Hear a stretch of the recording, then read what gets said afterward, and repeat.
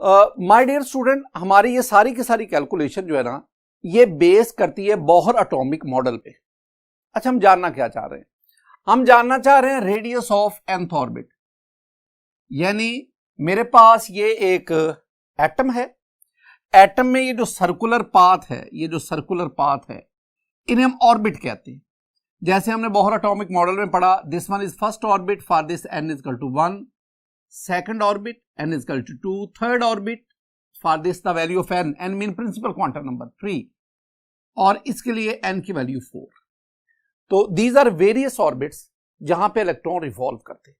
हम जानना क्या चाहते हैं? हम यहां से न्यूक्लियस तक का फासला, और हम इसे क्या कहेंगे? हम इसे कहेंगे रेडियस। तो यहां से लेकर यहां तक, this one is the radius of first orbit, मैं इसे r1 से रिप्रेजेंट करता हूं। यहां से लेकर यहां तक, this one is the radius of second orbit. यहां से यहां तक, this one is the radius of third orbit, और ये वाला this one is the radius of fourth orbit. तो हम इन ऑर्बिट्स का रेडियस इसको फाइंड आउट करना चाहते हैं। हम इसके लिए कोई इक्वेशन जो है वो डिराइव करना चाहते हैं बाय यूजिंग बोहर्स कैलकुलेशन। दूसरी बात जो स्टूडेंट आपने ज़हन में रखनी है वो ये है कि जब कोई बॉडी, ये इंपॉर्टेंट बात है, और इसी के बेस पे हम कैलकुलेशन का पहला हिस्सा करेंगे। क्या याद रखना है कि जब कोई बॉडी सर्कल में रिवॉल्व करती है, उस पर दो फोर्सेस एक्ट करती है। One is centripetal force, the other is centrifugal force. अगर वो बॉडी सर्कल में रिवॉल्व कर रही है तो इसका मतलब है both these forces are equal in magnitude but opposite in direction. ये बात आपके ज़हन में बैठनी चाहिए। आइए हम आगाज करते हैं। स्टूडेंट, मेरे पास ये एटम है, ये एटम का न्यूक्लियस है, और ये बाहर ऑर्बिट है जिसमें इलेक्ट्रॉन रिवॉल्व कर रहे हैं। ये इलेक्ट्रॉन है, the mass of electron is m, the charge on electron is e negative लगा लो, E चार्ज ऑन इलेक्ट्रॉन जो हम नेगेटिव कहते हैं, और वो वेलोसिटी जिससे ये इलेक्ट्रॉन मूव कर रहा है दैट इज v। तो इलेक्ट्रॉन के बारे में तीन चीजें आपके ज़हन में आ गई, m mass of electron, E naught charge on electron, and v velocity with which it is revolving around the nucleus। ये हमारे पास न्यूक्लियस है, एंड यू नो न्यूक्लियस में इलेक्ट्रॉन और प्रोटॉन और न्यूट्रॉन होते हैं। हम न्यूक्लियस पे जो चार्ज है ना, उसे मैं कहूंगा Ze+, E+ charge on one proton, E+ charge on one proton, Z number of proton, I mean atomic number. तो अगर मैं Ze+ कहता हूं तो that is the charge on nucleus. अब इन दोनों, यहां से लेकर यहां तक का ये जो फासला है, इसे मैं कहता हूं r, this one is the radius. यानी जो जो चीजें हमारे पास आई उसको मैं दोबारा आपको नोट करवाता हूं। मेरे पास है m is the mass of electron, we have E, this one is the charge on electron। इसी तरह student, V velocity of electron with which it is moving around the nucleus, और important point Ze+, that is the charge on nucleus। मैं एक और भी बात बताता चलूं, ये जो Z होता है ना, Z को हम कहते हैं number of proton, number of proton. Z को हम कहते हैं एटॉमिक नंबर, एटॉमिक नंबर। अगर आप हाइड्रोजन एटम की बात करेंगे ना, हाइड्रोजन एटम, तो हाइड्रोजन एटम के न्यूक्लियस में एक प्रोटॉन होता है, यानी हाइड्रोजन एटम के लिए Z की वैल्यू क्या आएगी? 1। और अगर 1 आएगी, 1 को इससे मल्टीप्लाई करेंगे तो it means E positive, I mean charge on one proton. Student, आगे हम बढ़ते हैं। मैंने आपसे अभी जिक्र किया कि जब कोई बॉडी, जब कोई पार्टिकल सर्कल में रिवॉल्व करता है, उस पर दो फोर्सेस एक्ट करती है, centripetal force and centrifugal force. यानी मैंने कहा कि two forces act on a body while revolving in a circle.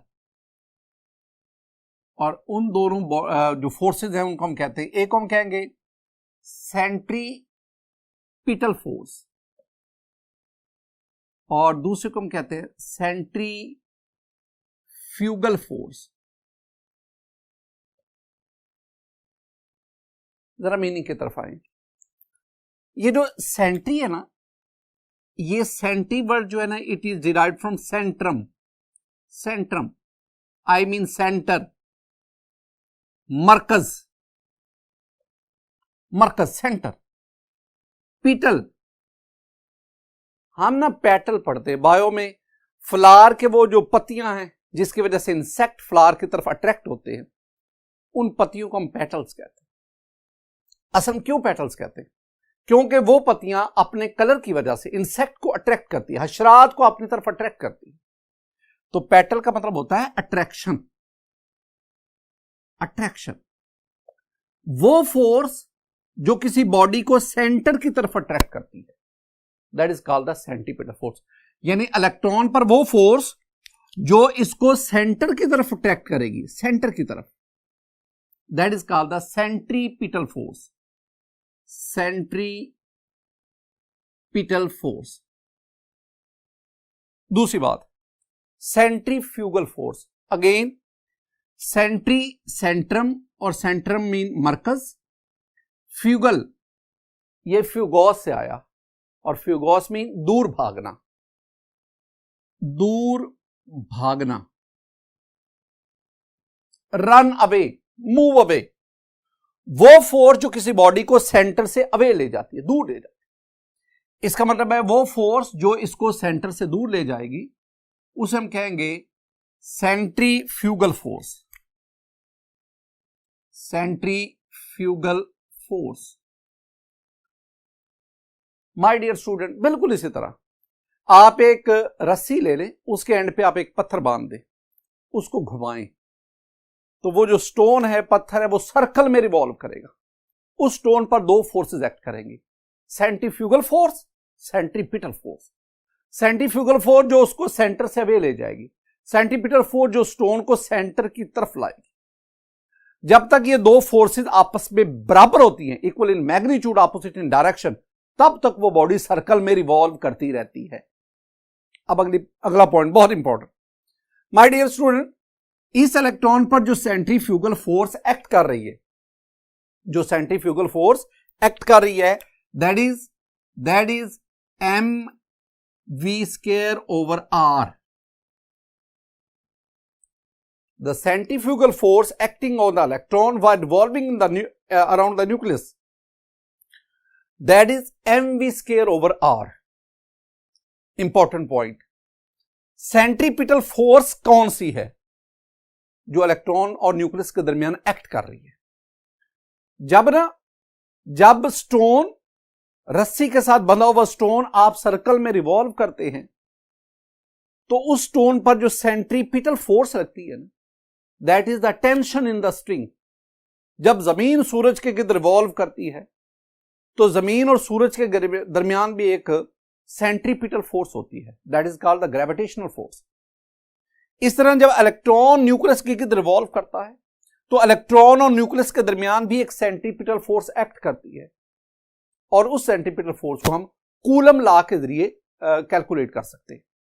तो according to coulomb law, the force of attraction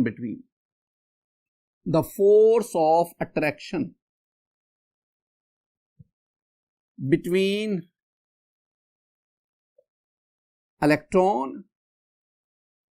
and nucleus, my dear student, जिसे मैं centripetal force कह रहा हूं, is given by, अगर आप कूलम लॉ को study करें, कूलम लॉ हमें दो ऑपोजिटली चार्ज पार्टिकल्स के दरमियान फोर्स ऑफ अट्रैक्शन के बारे में बताता है।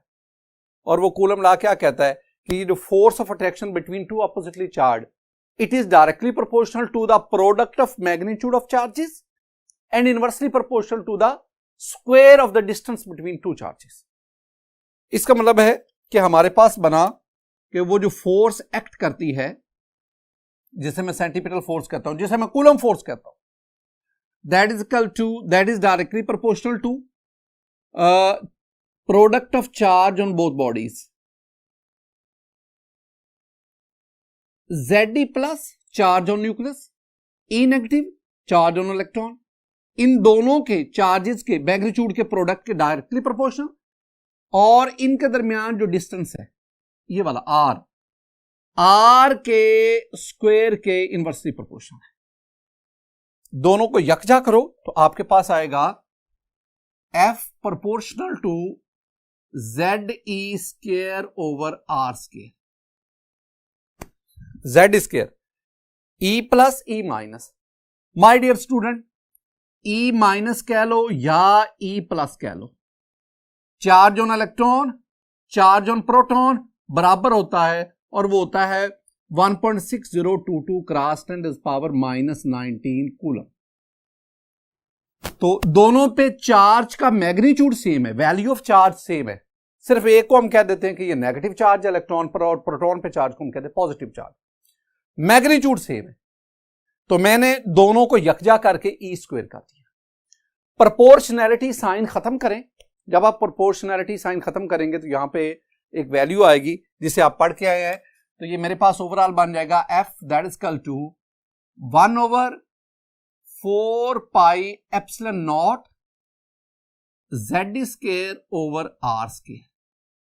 माय डियर स्टूडेंट, मैं इसको यूं भी लिख सकता हूं कि F that is equal to Z square over 4 pi epsilon naught R square. ये वाली जो वैल्यू है ना, ये this one is called epsilon naught, EPSILON, epsilon naught. ये क्या है? This one is permittivity in vacuum, permittivity in vacuum या परमिटिविटी ऑफ वैक्यूम, और इसकी वैल्यू भी आपने, ये कांस्टेंट है 8.84 क्रॉस 10⁻⁻12 कूलम स्क्वायर पर जाउल पर मीटर। ये वैल्यू आपने याद करनी।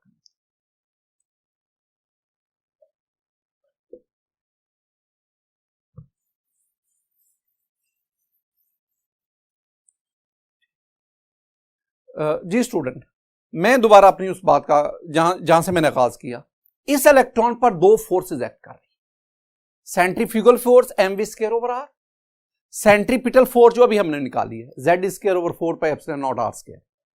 अब मैंने आपसे कहा कि अगर ये इलेक्ट्रॉन इस सर्कल में रिवॉल्व कर रहा है अराउंड द न्यूक्लियस, इसका मतलब है इस पर लगने वाली ये दोनों forces they are equal in magnitude, बराबर हैं, ऑपोजिट इन डायरेक्शन। तो इसका मतलब है कि centrifugal force mv square over r that is equal to centripetal force वो है। तो while revolving around the nucleus,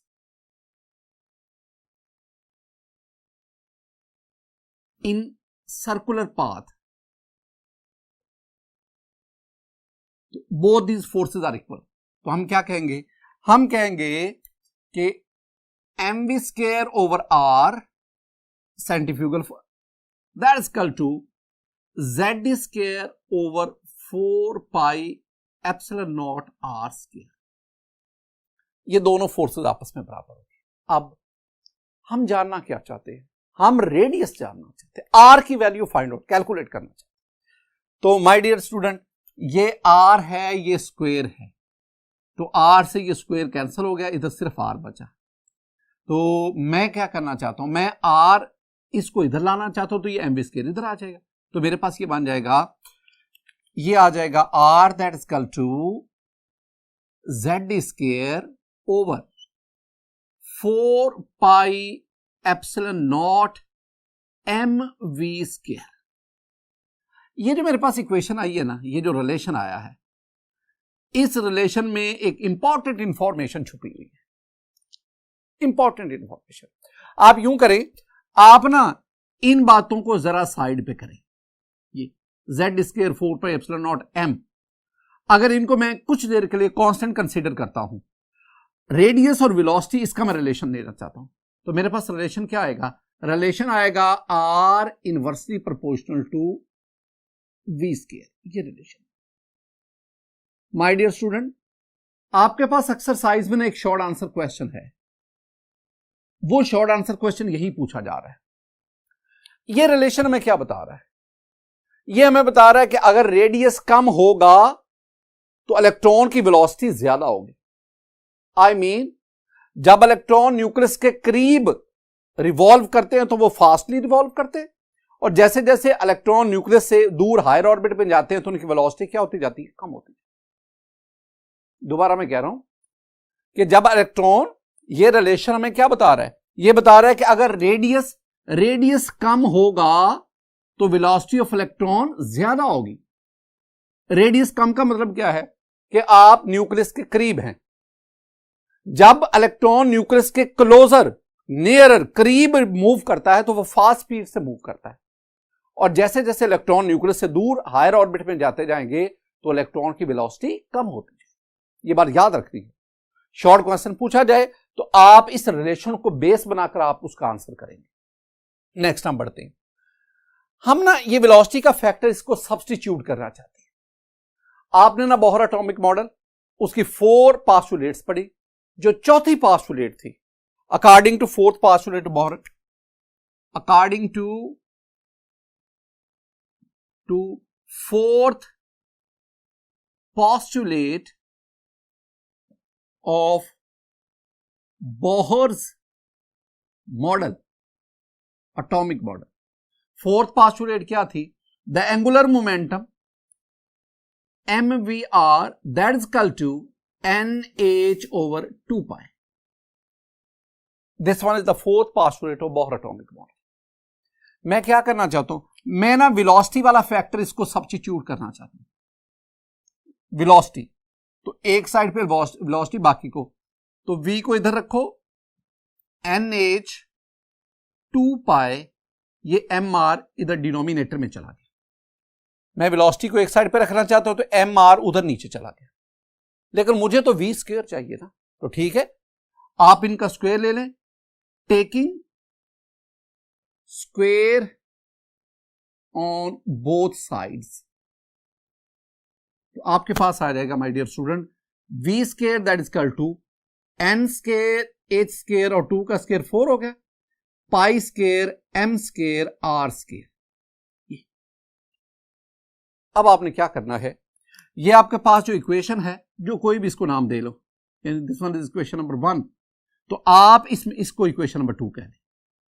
आपने इस इक्वेशन में से v स्क्वायर की वैल्यू यहां पुट करनी। अब आप v स्क्वायर की जगह पे इसको पुट करेंगे, ये यहां पे लिखेंगे। जब आप पुट करेंगे v स्क्वायर की वैल्यू तो आपके पास आएगा r, दिस वन, ऊपर क्या है? z स्क्वायर ओवर, नीचे क्या है? 4 पाई एप्सिलॉन नॉट m, और v स्क्वायर की जगह पे मैंने इसको लिखना। जब आप इसको लिखेंगे ना तो n स्क्वायर h स्क्वायर ये नीचे आ जाएगा, डिनोमिनेटर में आ जाएगा, और ये 4 पाई square m square r square ये न्यूमरेटर ऊपर चले जाए। माय डियर स्टूडेंट, जो वैल्यूज काट सकते हैं उसको काट दे। देखें, ये 4 कट, ये पाई है, ये पाई स्क्वायर है, स्क्वायर कट गया, ये m है, ये m स्क्वायर कट गया। अच्छा, एक और इंटरेस्टिंग, ये r वन जार r, और इधर से ये स्केल, तो आपके पास फाइनल इसमें जो चीज बची जरा उसको देखते हैं। फाइनली मेरे पास बचा इधर, मैं इधर इसको लिख देता हूं, मेरे पास इधर 1 बचा, ये 1, और ये आ गया ZE स्क्वेयर, और साथ आपके पास आ गया पाई, और साथ आपके पास m ओवर, और साथ r भी है ओवर, ये एप्सिलॉन नॉट, और साथ n square h square, n square h square. मैं दोबारा बात करूंगा कि मैं क्या चीज हासिल फाइंड करना चाहता हूं। मैं r की वैल्यू फाइंड आउट करना, स्टूडेंट अगर आप आर को इधर रखेंगे ना तो ये डिनोमिनेटर ये इधर जाके ऊपर चला गया और ये वाली वैल्यू आर के अलावा ये सारी की सारी इधर नीचे आ गई। तो आपके पास ये फाइनल क्या चीज हासिल हुई? फाइनल मेरे पास हासिल हुई, अगर मैं आर को इधर लूं, ये आर ये उधर ऊपर चला गया तो ये आ गया epsilon naught N square H square over Z square pi M. ये मेरे पास एक रिलेशन,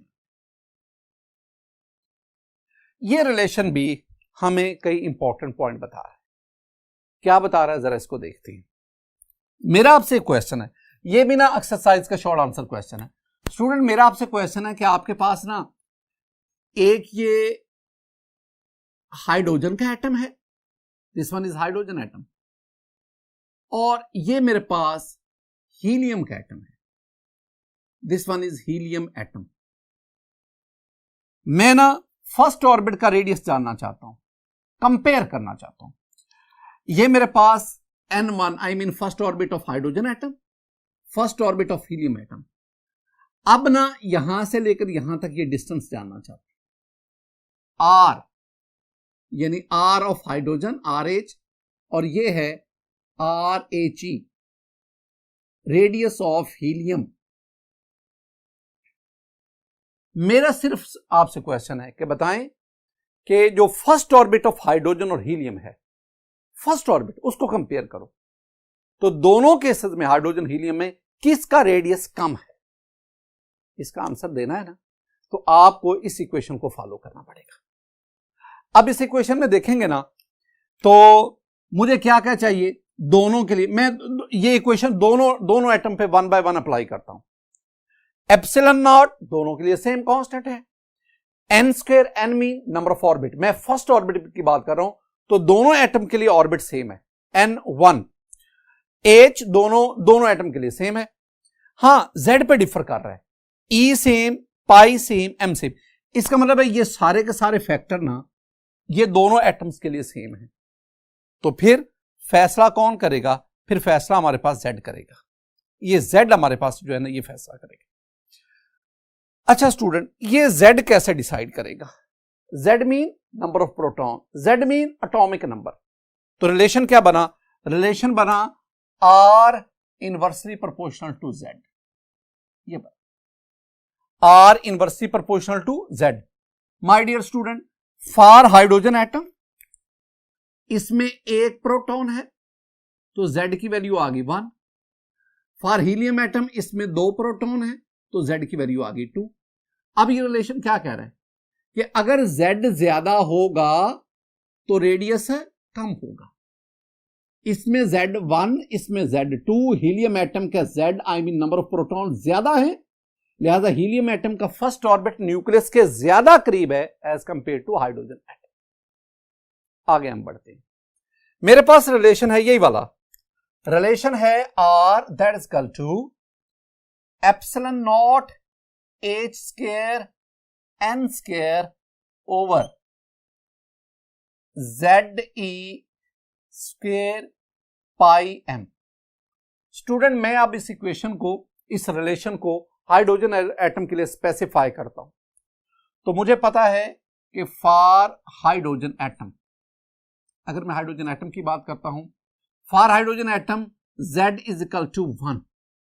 अगर मैं Z को 1 लेता हूं तो फिर हमारे पास ये सारी की सारी वैल्यू हो जाएगी R that is equal to epsilon naught H square N square over E square pi M। अब जरा देखें ये तमाम के तमाम factors epsilon naught H square E square pi M, ये सारे के सारे constants, all these are constants. कैसे? एप्सिलॉन नॉट की वैल्यू आपको बताइए 8 पॉइंट, ये मैं आपको पहले बता के आऊं 8.84 × 10⁻12 कूलम स्क्वायर पर जूल पर मीटर। इसकी value constant, H Planck's constant, और आप एच की वैल्यू जानते हैं 6.626 × 10⁻34 जूल सेकंड।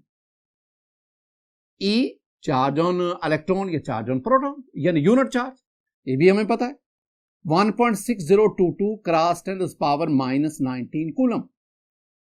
पाए 3.14159 m mass of electron 9.1095 cross 10⁻⁻31 kg। Student, और सारे एप्सिलॉन नॉट की वैल्यू, इसका मतलब है ये तमाम के तमाम जो फैक्टर्स है ऑल दीज आर कांस्टेंट। आप इन सब की वैल्यूज पुट करें, वैल्यू पुट करने के बाद इसको सॉल्व करें।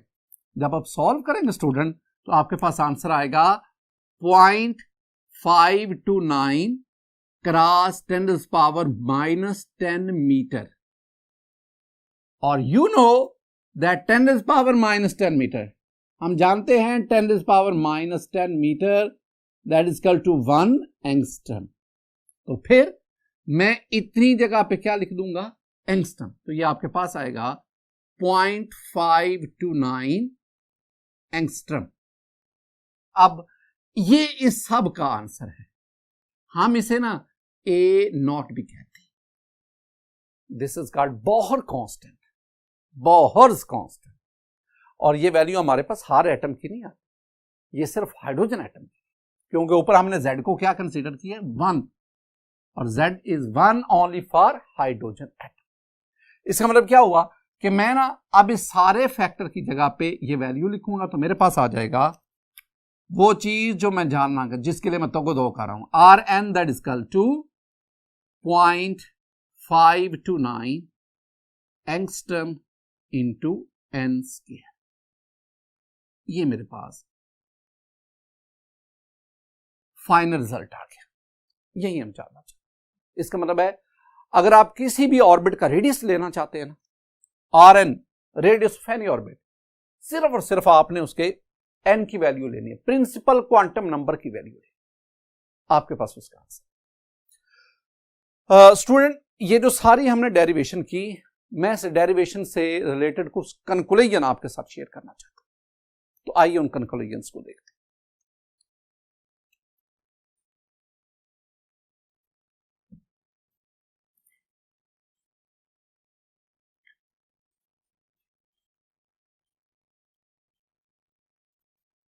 स्टूडेंट, जितनी भी हमने डिस्कशन की, इसमें मैं कुछ 3 पॉइंट्स कंक्लूड करना चाहता हूं, और ये मेरी बात ध्यान में रखनी, मैं बार बार भी कहता हूं कि ये तमाम के तमाम हमारा जो कंक्लूजन आएगा, जो इंपॉर्टेंट पॉइंट हम डिस्कस करने जा रहे हैं, इनका ताल्लुक हाइड्रोजन एटम से है। तो कंक्लूजन,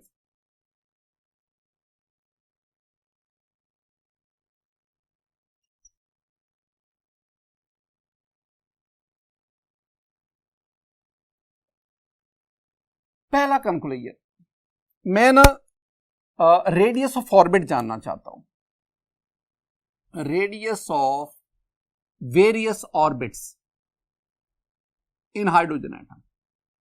यानी मैं R1 जानना चाहता हूं, R1, मैं R2 जानना चाहता हूं, R3 जानना चाहता हूं, मैं R4 जानना चाहता हूं, R5 जानना चाहता हूं।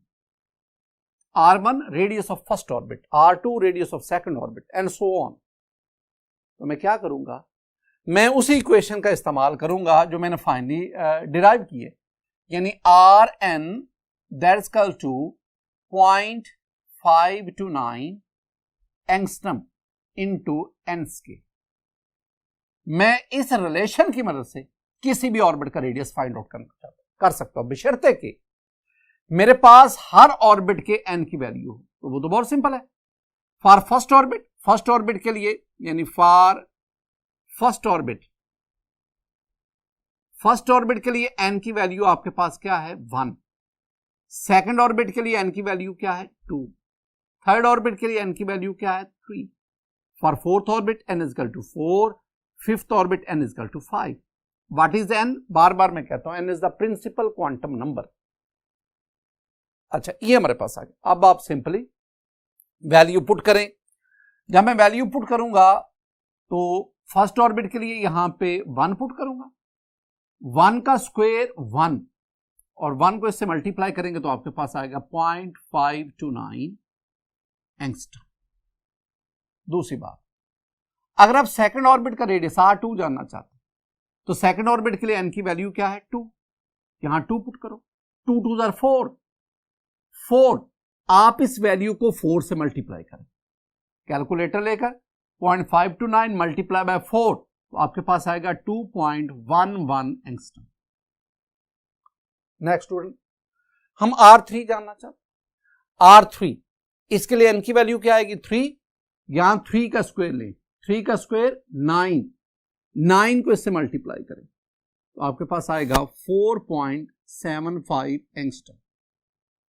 आगे बढ़े, आप फोर्थ ऑर्बिट का रेडियस जानना चाहते हैं हाइड्रोजन एटम का। उसके लिए आप क्या करेंगे, n की जगह पे 4 पुट करेंगे, तो 4 का स्क्वायर 16, 4 4 16, तो 16 को इससे मल्टीप्लाई करें तो you will have 8.4 angstrom. Next बढ़ते हैं, आप फिफ्थ ऑर्बिट का रेडियस जानना चाहते हैं, तो यहां पे फिफ्थ ऑर्बिट के लिए n की वैल्यू क्या है 5, तो ये n 5 5 5 25, आप इसको 25 से यू विल हैव 13.22 एंगस्ट्रम। ये मैंने तो स्टूडेंट वैसे पढ़ा के हमें ये चीजें याद हो जाती हैं, आप इसको कैलकुलेटर से एक दफा कैलकुलेट कर लें, लेकिन आपको ये चीजें ना वैसे ही मेमोराइज करनी पड़ेंगी, बार बार इनमें कैलकुलेटर का इस्तेमाल ना ही करें तो बेहतर, क्योंकि टाइम इतना नहीं होता। ये तो आपकी इतनी प्रैक्टिस हो जानी चाहिए कि आप उसको फौरन बगैर कैलकुलेटर का यूज किए आप इसको लिखते जाए, 0.529 2.11 4.75 8.4 13.22 ये वैल्यू। अब ये वैल्यू हमें बता क्या रही है, हमें क्या कन्विंस कर रही है, ये वैल्यू हमें बता रही है कि ये आपके पास न्यूक्लियस है, ये है first orbit student, this one is the second orbit, ये आपके पास आ गया थर्ड ऑर्बिट, मैं इस तरह सर्कल लगाता हूं, ये आपके पास आ गया फोर्थ ऑर्बिट, ये आपके पास आ गया फिफ्थ ऑर्बिट, ये various orbits around the nucleus. मैं पहले ना इन तमाम ऑर्बिट्स के लिए n की वैल्यू लिखता हूं। इसके लिए पहले जो ऑर्बिट है इसके लिए n is equal to 1, n is equal to 2, 3, 4 और n इज इक्वल टू 5। अभी तक हमने क्या फाइंड किया, क्या कैलकुलेट किया, हमने कैलकुलेट किया कि फर्स्ट ऑर्बिट का न्यूक्लियस से डिस्टेंस कितना है, ये हमने कैलकुलेट किया और कितना दिया है 0.529, यानी ये आपके पास है यहां से लेकर यहां तक का फासला hydrogen atom, this one is the hydrogen atom, क्योंकि हमने z को 1 पुट किया हुआ है, तो ये डिस्टेंस है 0.529 एंगस्ट्रम। यहां से लेकर distance, this one is R2, ये हमने कितना निकला 2.11 एंगस्ट्रम। फिर न्यूक्लियस से लेकर थर्ड ऑर्बिट तक का डिस्टेंस हमने इसे R3 कहा और ये हमने निकाला 4.75 एंगस्ट्रम। R4 यहां से लेकर फोर्थ ऑर्बिट तक का distance, radius of fourth orbit that is R4, और वो हमने निकाला 8.4 एंगस्ट्रम। और माय डियर स्टूडेंट बिल्कुल इसी तरह न्यूक्लियस से लेकर फिफ्थ ऑर्बिट तक का डिस्टेंस हमने इसे R5 कहा और ये कैलकुलेट हमने किया 13.22 एंगस्ट्रम। ये पहला पॉइंट हो गया। दूसरे पॉइंट की तरफ आए। दूसरा पॉइंट जरा टेक्निकल है, मैं सेंटेंस लिखता हूं फिर आपको समझाता हूं। सेंटेंस वेरी सिंपल कि as we go away from nucleus in higher orbit,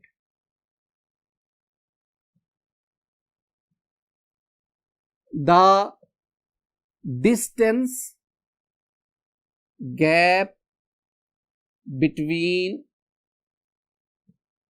adjacent orbits goes on increasing। अगर इतनी सेंटेंस को मैं समराइज करूं, शॉर्ट फॉर्म में लिखूं, तो वेरी सिंपल, शॉर्ट फॉर्म में लिखेंगे तो ये लिखा हो, ये है, ये सारा जो लिखा हुआ है ये है the orbits are not equally spaced. This one is the important. यानी क्या कहा गया है, ऊपर मैंने लिखा कि जैसे जैसे आप हायर ऑर्बिट में जाएंगे ना तो ऑर्बिट के दरमियान गैप बढ़ता जाएगा, और मैंने इसी बात को यह कहा कि ये मत समझिएगा कि इन ऑर्बिट के दरमियान एक जितना गैप है। नो, पहले दो ऑर्बिट के दरमियान गैप कम है, दूसरे दो ऑर्बिट के दरमियान गैप ज्यादा है, फिर आगे ज्यादा है, फिर आगे ज्यादा। और मैंने इसी तरह ये देखें, ये पहले दो ऑर्बिट्स हैं, पहला और दूसरा ऑर्बिट, ये इतना गैप है, कैसे निकालें, ये कितना फासला है? वेरी सिंपल, आप R2 माइनस R1 निकालें। R2 आप लाए 2.11 एंगस्ट्रम माइनस R1 0.529 एंगस्ट्रम, ये निकाल लें। फिर आप दूसरे और तीसरे ऑर्बिट के दरमियान डिस्टेंस, ये वाला कैसे फाइंड आउट करेंगे? R3 माइनस R2 निकाल, R3 माइनस R2, R3 कितना है? 4.75 माइनस R2 कितना है? 2.11, आंसर निकाल लो। तीसरे और चौथे ऑर्बिट के दरमियान गैप निकालना है, तो ये R4 माइनस R3, R4 क्या स्टूडेंट आपके पास? 8.4 माइनस 4.75, ये निकाल, ये सारे कैलकुलेट कर ले। यू हैव द कैलकुलेटर, आप ये वैल्यूज पुट करें, खुद आंसर लाओ, और उन आंसर, ये जो तमाम वैल्यूज आए इनको कंपेयर करो। जब आप कंपेयर करेंगे तो आप क्या कंक्लूड करेंगे? कंक्लूड आप ये करेंगे कि R2 माइनस R1 क्या है? ये पहले दो ऑर्बिट के दरमियान गैप, इनके दोनों के दरमियान गैप, ये वैल्यू कम होगी R3 माइनस R2 से, यानी ये कम है डिस्टेंस, ये गैप ज्यादा है, ये उससे ज्यादा है, ये उससे ज्यादा है, तो ये कम है R4 माइनस R3 से, ये कम है R5 माइनस R4 से, एंड सो ऑन। ये हमारा दूसरा पॉइंट था जो हमने कंक्लूड किया। तीसरे पॉइंट की तरफ आए स्टूडेंट। तीसरा पॉइंट, पहले मैं सेंटेंस लिखता हूं फिर मैं आपको समझाता हूं। The second orbit is 4 times away from nucleus than first orbit, and third orbit is 9 times away from nucleus than first orbit. My dear student, कहा क्या जा रहा है? न्यूक्लियस और फर्स्ट ऑर्बिट का डिस्टेंस R1 जो आपने निकाला ये था 0.529 एंगस्ट्रम, ये निकाला आपने। ये बात, ये क्या है? न्यूक्लियस से फर्स्ट ऑर्बिट का डिस्टेंस निकाला। स्टूडेंट जब आपने R2 निकाला ना तो ये आपके पास आ गया 2.11 एंगस्ट्रम। मेरा सवाल आपसे, ये है सेकंड ऑर्बिट का न्यूक्लियस से डिस्टेंस। आप इस वैल्यू को यानी 0.529 और 2.11 दोनों वैल्यूज को कंपेयर करो। जब आप कंपेयर करेंगे ना तो पता चलेगा कि ये जो वैल्यू है ये इस वैल्यू की निस्बत 4 टाइम्स 4 गुना बड़ी वैल्यू है। वो कैसे? दो तरीके, आप इसको इस पे डिवाइड कर दे, आंसर क्या आएगा 4, या दूसरा तरीका आप इस वैल्यू को 4 से मल्टीप्लाई करें तो ये आ जाए। इसका मतलब है कि this value 2.11, this value is 4 time bigger than this value. ये क्या है? ये सेकंड ऑर्बिट का न्यूक्लियस से डिस्टेंस है, और ये क्या है? ये फर्स्ट ऑर्बिट का न्यूक्लियस से डिस्टेंस। इसका मतलब है सेकंड ऑर्बिट ये 4 टाइम्स अवे है from nucleus than first orbit. अगली बात ये हो गई R3 कितना है? 4.75। माय डियर स्टूडेंट, ये है फर्स्ट ऑर्बिट का न्यूक्लियस से डिस्टेंस, ये आ गया थर्ड ऑर्बिट का न्यूक्लियस से डिस्टेंस। अगर मैं कहूं कि माय डियर स्टूडेंट मुझे इन और इन दोनों वैल्यूज को कंपेयर करो, तो आप कहेंगे कि sir this value is 9 times greater than this value. वो कैसे पता चला? वही दो तरीके, इसको अंदर रख के इस पे डिवाइड करते, आंसर आएगा 9। या दूसरा तरीका, आप 0.529 इसको 9 से मल्टीप्लाई करें, आपने किया था तो आपके पास ये आया था। इसका मतलब क्या हुआ कि ये जो थर्ड ऑर्बिट है ये फर्स्ट ऑर्बिट की निस्बत न्यूक्लियस से कितने गुना दूर है?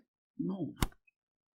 इस तरह अगर मैं आपसे कहूं कि अगर सेकंड ऑर्बिट 4 टाइम्स है, थर्ड ऑर्बिट 9 टाइम्स है, बताएं फोर्थ ऑर्बिट न्यूक्लियस से फर्स्ट ऑर्बिट की निस्बत कितने गुना दूर है?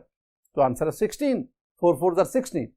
अगर मैं कहूं फिफ्थ ऑर्बिट न्यूक्लियस से फर्स्ट ऑर्बिट की निस्बत कितना दूर है? The answer is 25। ये हमारा तीसरा पॉइंट था। स्टूडेंट, ये जो मैंने 3 पॉइंट्स आपको समझाए, ये भी आपसे बतौर शॉर्ट आंसर क्वेश्चन पूछे जा सकते, लेकिन साथ ही साथ ये जो तीनों पॉइंट्स है ये हमारे उस क्वेश्चन का हिस्सा हैं जो आज हमने शुरू किया। स्टूडेंट, आज हमने एक बहुत इंपॉर्टेंट टॉपिक स्टडी किया and that was determination of radius of nth orbit. और ये सारी की सारी calculation, these calculation are based on Bohr atomic model.